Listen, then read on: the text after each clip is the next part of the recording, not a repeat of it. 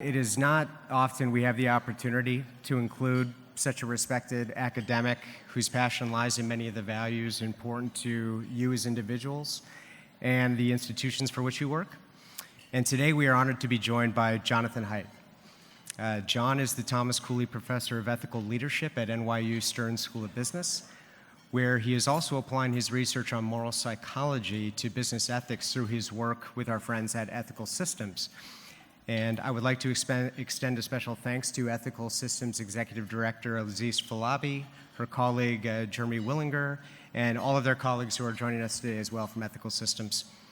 A little bit more about John. John received his PhD from the University of Pennsylvania in 1992, and before joining NYU, spent most of his career at the University of Virginia. Probably no surprise who he's getting ready to cheer for as the #1 team in the NCAA tournament.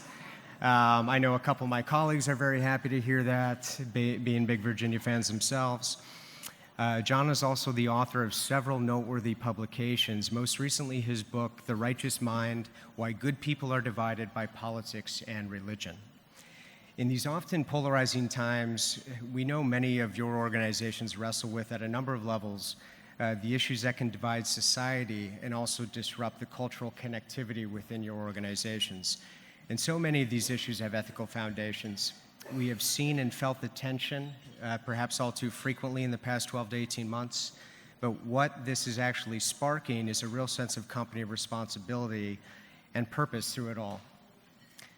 Companies that are finding their voice on issues such as immigration, inclusion, gun control, harassment, and so many other important social and political movements impacting communities and economies every day.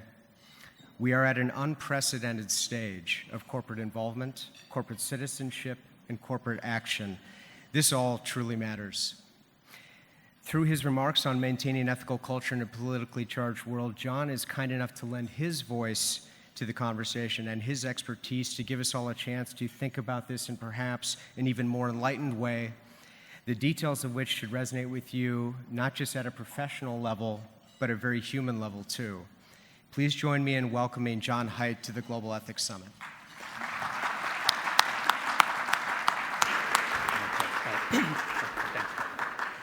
Thanks, Kevin.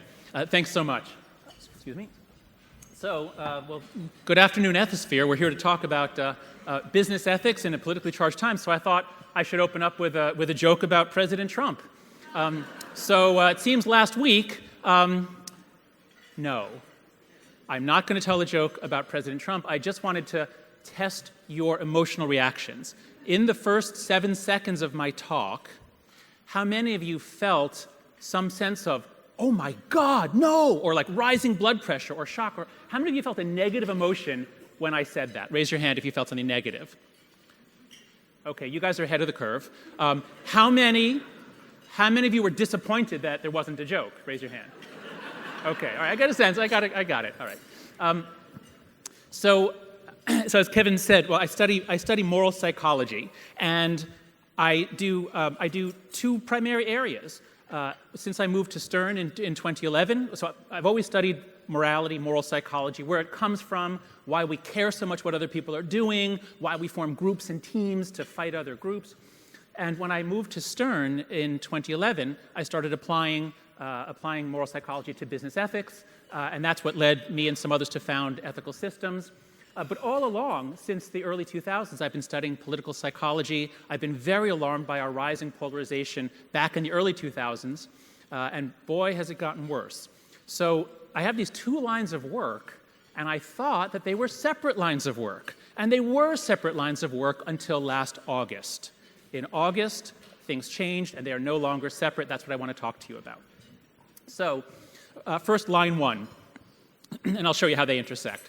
I came to Stern almost on a sort of a lark or a fluke. I just wanted to be in New York City when my last book came out, The Righteous Mind. I knew very little about business, but the timing was great. I loved Stern. I loved New York. They offered me a job. And so I thought, okay, wonderful. You know, this is just 2 years after the financial crisis. Let's really try to all come together and use psychology and behavioral science to help organizations improve their ethical behavior. So, let's see, there we go. Okay, yeah.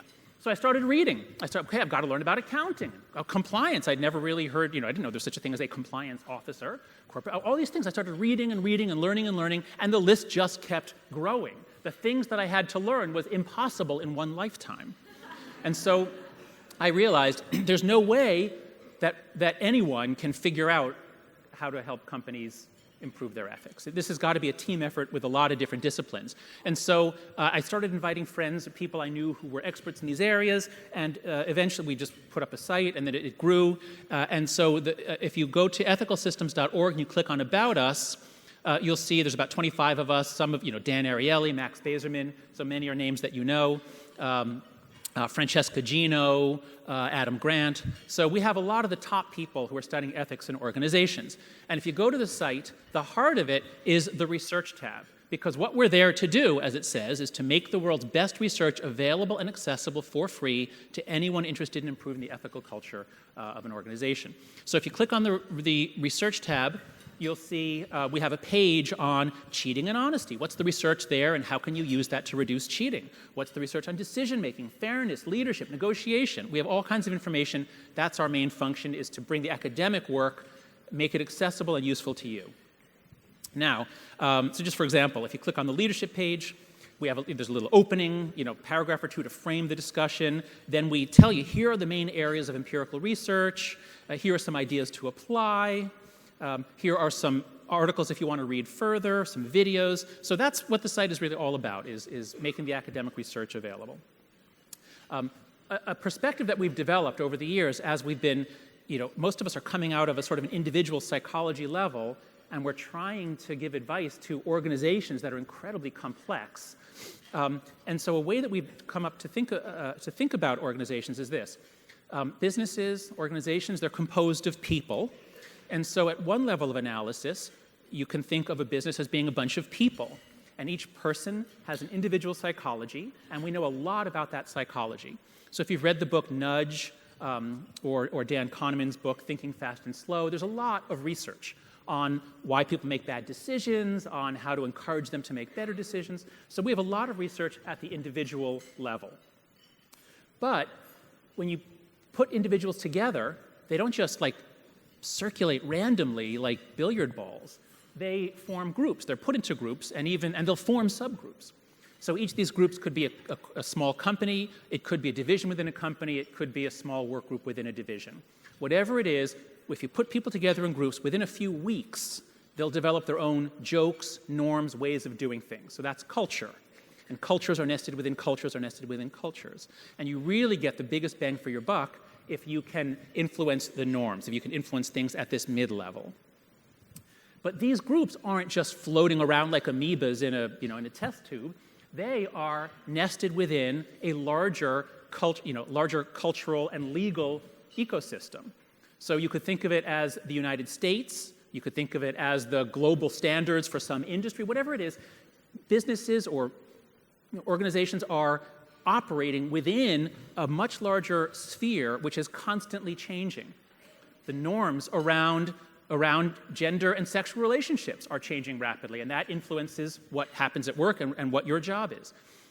So you have to keep your eye on three levels of analysis. A change at one level will often or usually influence what happens at the other. You can't just intervene at one level. You have to understand this three-level structure.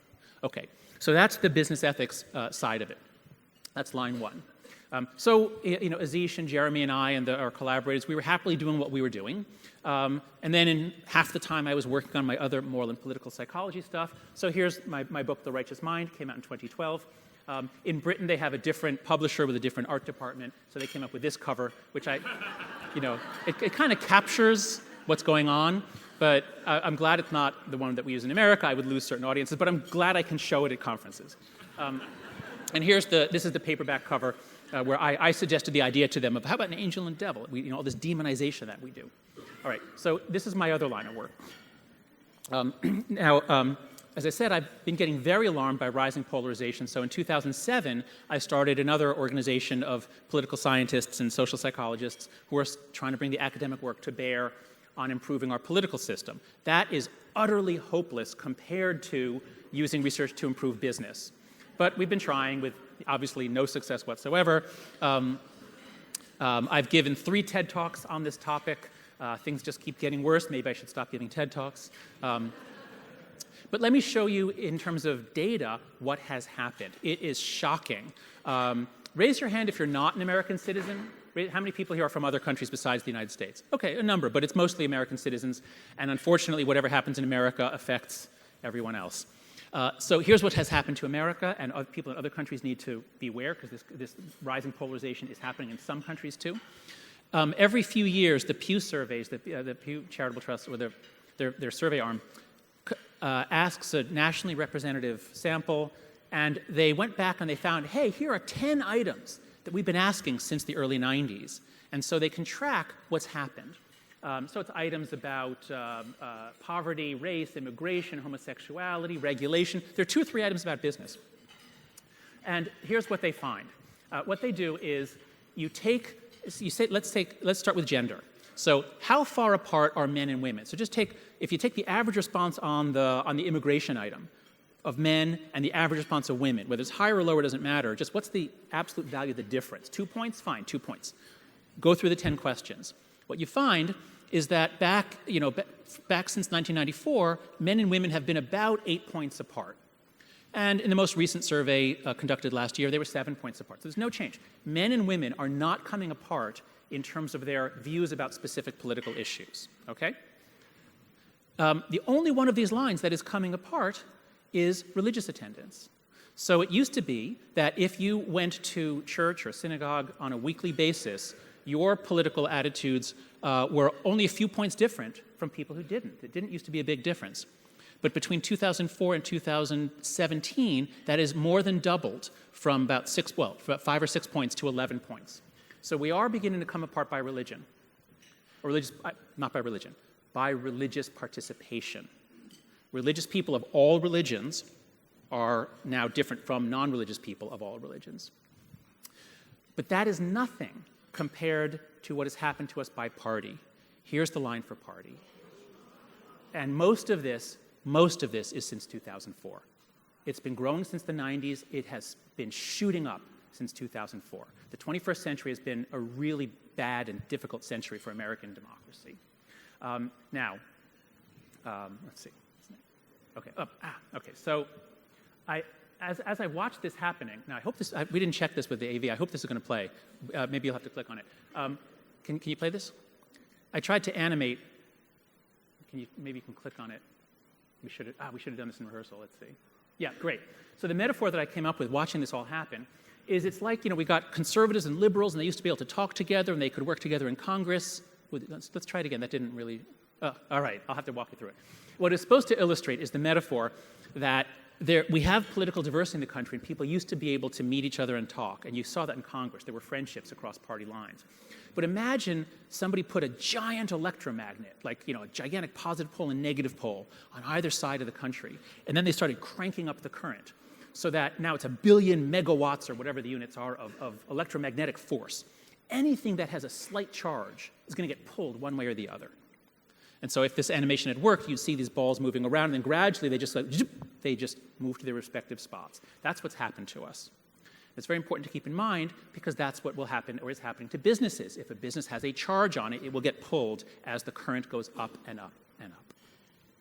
Okay, so that was all going on over 10 or 20 years before August, and then we hit, let's see if it'll play. No, it doesn't work. All right. And then we hit August, and 2 things happened in August. One, as everybody knows, is the Google memo, which completely dominated. Raise your hand if you don't know what I'm talking about, if you don't know about the Google memo. Okay, has anyone been under a rock for, no.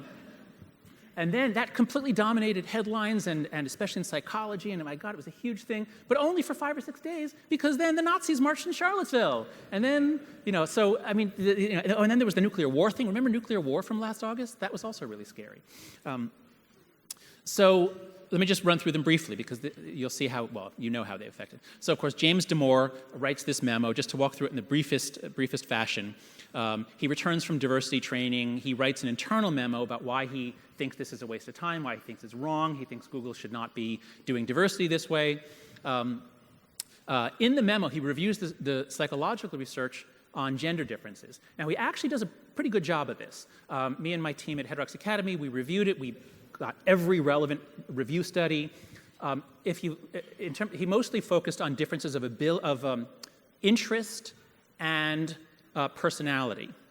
And those do exist. Differences of ability between the genders are very small, not very important. But differences of interest are more substantial. And so he did largely get that right. Now, he had, I think, a too simplistic notion of how biology and culture interact. He had a too simplistic notion of what makes a good engineer. So you can certainly criticize the memo. But the core psychological ideas was actually very good for a non-expert. But what happened was the memo was leaked. It was published on Gizmodo with no links at all. So it looked like he was just making stuff up and that it wasn't sourced. And it was labeled an anti-diversity screed. It triggered widespread outrage. He was fired 2 days later. In the wake of this, we ratchet up the hatred one more notch, because each side gets to look at that and say, you see, the cultural left and Marxists are taking over and no one can express an idea. Or no, you see, those straight white males are so clueless and create a harassing culture. I mean, each side gets to see what it wants, because we hate each other so much, we will believe just about anything about the other side that any Russian bot puts in our feed. So, of course, since then, within then, there's been an increased focus on why are some groups, especially women, but let's look at all, why is there huge underrepresentation of some groups in some fields? And this was all 2 months before the Me Too movement. So, my God, I mean, the pace of major news developments is just head-spinning these days. All right, so this is where we are with the Damore memo. Now, one reaction to that has been that now more and more conservatives and libertarians are now standing up and saying, hey, this is happening all over. We can't speak. We're getting kind of angry about this. And so one company, Lincoln Networks, did a survey. It was not nationally representative. They go through how they recruited people. But it was 84% men in tech at major companies. So let's not take the numbers as absolutely reliable, but I think the trends probably are correct. Here's what they find. So one question was, following the diversity memo and Google's response, do you feel more or less comfortable sharing your ideological viewpoints with your colleagues? And the finding is that of people who self-identified as being very liberal, 26% said now they feel more comfortable. Now that he got what was coming to him, I know that Google stands up for my side, I feel more comfortable. But everybody else, people who are just on the left or in the center or libertarian or conservative, everybody else feels less comfortable sharing their viewpoints. Well, you might say, I wish everybody was uncomfortable sharing their political viewpoints. Why doesn't nobody express a political viewpoint at work? That would be good. Problem is that if only one side and only the extremes of one side feel comfortable taking up the public space and sending out public emails, and the other 80% are uncomfortable speaking up, what happens? A lot of resentment, a decline of trust. And so that's what we see here. So one question, I feel that my ideological views being at odds with my workplace norms affect my ability to do my best work. Now here, liberals and moderates are giving relatively low numbers. So 12 to 15% are saying yes to that question. So there's not a problem on the left. But much higher numbers on the right. People are either libertarian or conservative. A third to a half of them are saying it impacts the quality of my work. And we can certainly expect that it impacts the quality of their trust. In this report, it's useful because it's so recent and they do give us some data. They have a lot of quotes from what people said in the surveys. And one of them, I was just working on this morning, I thought, I should share this with you because I think this is a huge trend coming your way in the next year or two, is the generational difference and the campus culture moving into the corporate world. This is beginning to happen. It's, I think, going to be a big deal over the next 2 or 3 years. So as one conservative respondent said, fortunately, the severe examples of this problem appear to be limited to the larger public firms, unlike my own, as those firms employ greater numbers of very young, recent grads who are exhibiting this extreme political correctness, policing, and desire to invoke policing forces against others. So that is what I'm seeing, not at all campuses, but at a lot of campuses, especially in the Northeast and the West Coast. In the more progressive parts of the country, especially since the election of Trump, the political passions are stronger, but it started before Trump. So I just want to show you a bit more about what this guy means by these younger, fresh out of college students. So when does the millennial generation end, right? You guys have probably talked endlessly about millennials for the last 10 years. You're sick of it. Well, I always thought it was like 1980 or 82 to 2000. That's what people used to think. But now it's clear that it ends by 1995. The millennial generation is over. People who are born in 1995 are different. There's a surprisingly sharp change in the graphs of all kinds of traits and attitudes. So I recommend that you look at a book called iGen by Jean Twenge is her name. Because it's only when iGen comes into college that we get this stuff. There were hardly any of these shout-downs, the demands for trigger warnings, safe spaces. That stuff only begins to appear in 2013, 2014 as iGen arrives on campus. And then it really explodes in 2015 to 2017 when the millennials are gone. There are no more millennials on campus other than some that took time off. But iGen, but basically, your standard 4-year straight out of high school kind of college is all iGen now, and the norms on campus are changing. I can basically summarize the entire book. Almost all of iGen looks like this. There was some trend, whatever it is, it was sort of moving in one direction, then suddenly, bang, it falls off a cliff. In this case, it's the percentage of 12th graders who either, one line is, have a driver's license, have ever tried alcohol, ever go out on dates, or ever have worked for pay.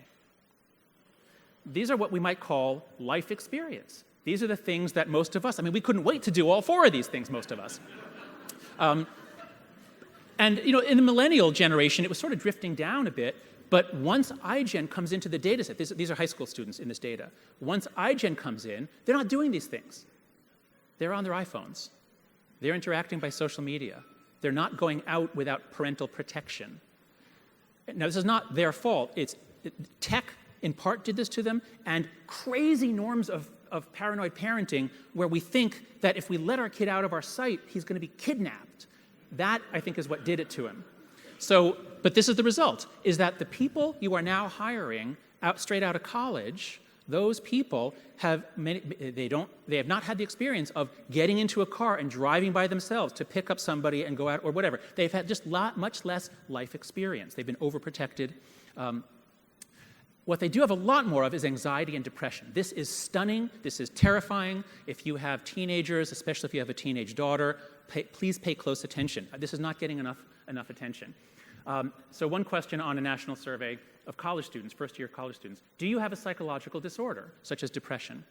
And back in 2012, when it was all millennials, the rates were about 2 to 3% of men said yes, and 5 or 6% of women said yes. And then, as millennials leave and iGen replaces them, the rate more than doubles for girls, and for both. It more than doubles for girls and boys. 1 out of 6 college females in America says that she has a mental disorder. And this is not just changing diagnostic standards. The suicide rate is up for both sexes. It has doubled for girls. Twice as many teenage American girls kill themselves as happened 10 years ago. Same thing for self-cutting, admissions to hospitals. So there's a huge generational change. They have less life experience. They've been overprotected. They're spending too much time on social media. They get into college. They have a lot of trouble facing all these divergent views, and especially views from the wrong side of the political spectrum. And then they apply to your companies for jobs. Okay, so this is going to impact you. So I also look, again, my kids are in this demographic too. I don't want to be too hard on them. What I want to really call attention to is we have not been letting them practice the arts of adulthood and the skills of association. We've got to start doing that. Another important book just out is called The Rise of Victimhood Culture.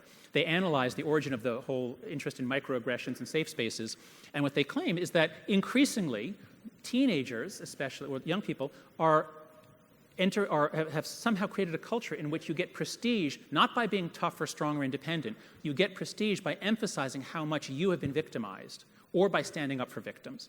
So if everyone's now focused on victims and victimhood, and it starts on the left, it starts with certain groups, and especially the political left, but as they said in their early articles 3 years ago, they said, this is going to go to the right too. Because once everyone's raised in this culture, then everyone thinks this way. And now we've done it. Everybody gets to say they're a victim. Men claim to be victims, white people claim to be victims, the right claims to be victims, everybody now claims to be a victim. And so, is it surprising that Google is getting sued from both sides? That increasingly companies are getting sued from both sides? Everyone is aggrieved. How can you run a company? How can you run an economy? How can you run a democracy this way? I don't know, serious question. How can you? No, we'll work on that. Okay, second trend. In addition to the Google memo, there was the Charlottesville events. And of course, it wasn't just the fact that we had Nazis and Klansmen marching, it was that the president did not clearly condemn them. And again, while I try to not be political myself, I myself am in the center politically, but I was so, because I care about civility and democracy, the president's inability to clearly condemn it, I thought, broke major taboos and was a big step away from democratic norms. I wrote an article for The Atlantic on the psychology of this, what happens when the president violates a taboo that powerful. Of course, instantly, the business people who had worked with him had to quit, led by Ken Frazier, and then others followed. And of course, then that brings us, that was just a few months before the Parkland shootings, which now has re-energized concern about gun control and activism among high school students. But again, the point is, companies are caught in the middle. Imagine that force field. It used to be 1 million megawatts. Now it's 2 million. In just a year. So companies are caught. So Delta decides to go, Delta decides it can't have this tie with the NRA, but then of course, the NRA people now try to punish, so, caught in the middle. Companies and leaders are caught in the middle. So, so to sum up where we are, America has had rising political polarization and animosity since the 1990s. Trump's election and his behavior have intensified those existing trends. There is increasing pressure from customers and employees on companies and leaders to take a stand. More groups are now claiming victimhood, and they're increasingly willing to sue. For several years, I've been saying, young people, go into employment law, because it's going to be employment lawsuits from here on out for decades to come.